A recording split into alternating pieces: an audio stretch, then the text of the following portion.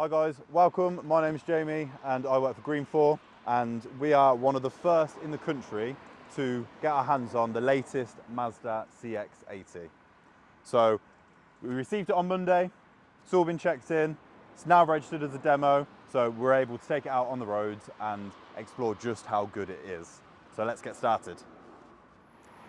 Now, from the front, you may be forgiven for thinking it is just a CX-60. Not much has changed on the front. So we've still got these lovely LED lights, the big black grille. That's a big giveaway that it's one of the premium SUVs that we've got. And everything around here is still looking like a CX-60, but there's nothing wrong with that. It's a very nice looking car.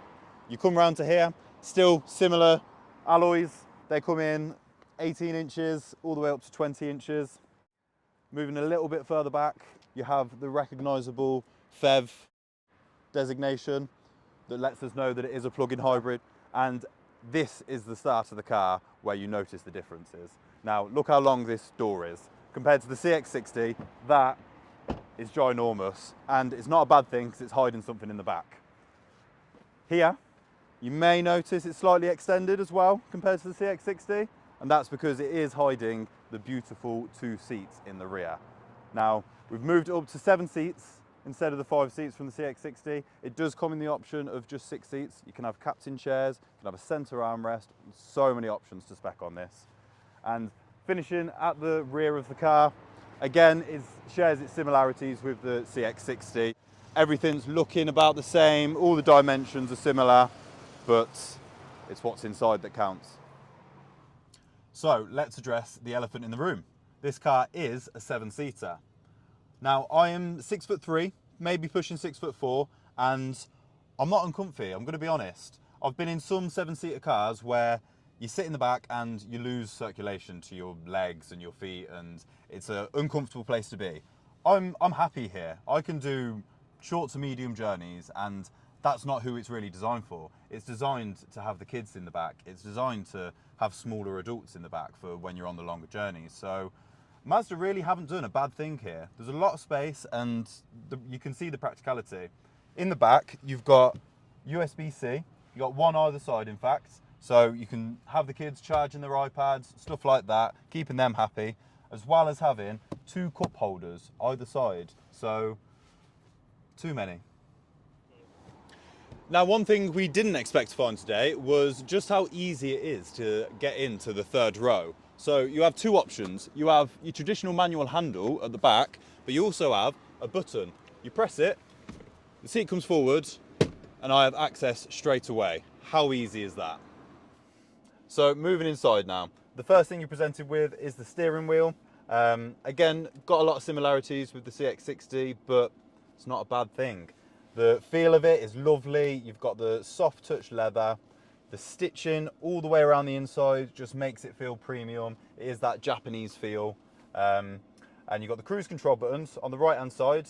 So you've got active cruise control, you've got lane keep assist, anything you need to keep the car safe. And on the left hand side is how you control the infotainment system. So you've got your audio, your source buttons, all that kind of stuff.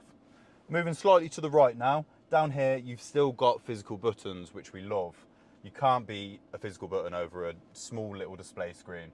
So down here you can control the boot, you can open up the fuel cap, stuff like that.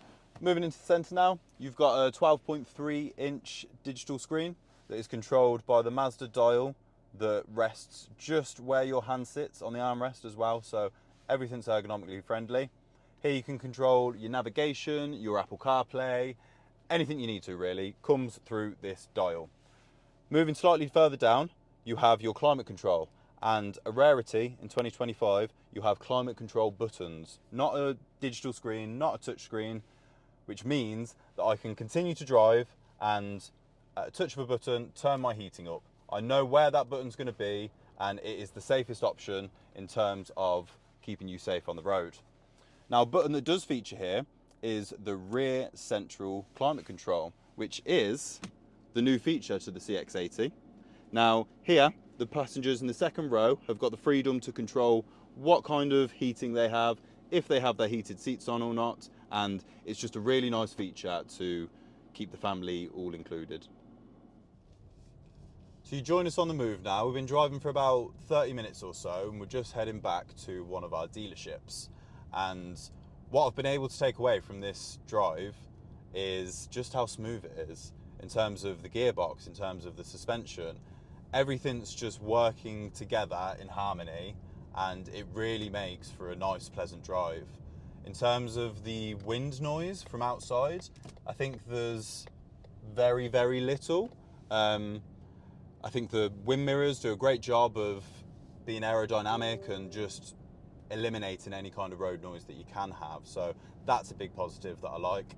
I've driven CX-60s before, and honestly, you could think that this is a CX-60 as you're driving it. It hasn't got that bulkiness that I thought there might be from a bigger SUV, from a heavier SUV.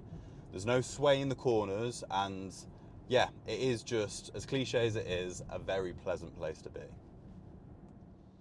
So we've just arrived back at one of our branches. We've parked it up round the back because busy as always. And yeah, just wanted to give you guys a little conclusion of what we found about driving the CX-80.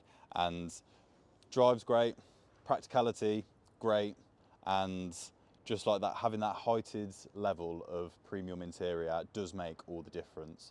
And starting at less than £50,000, if you look at other things on the market, you're really going to struggle to find something with 7 seats, with that level of premium interior, and that drives that well, all rolled up into one package. So it's great value for money, it's great practicality. I think you need to test drive it to know for yourself.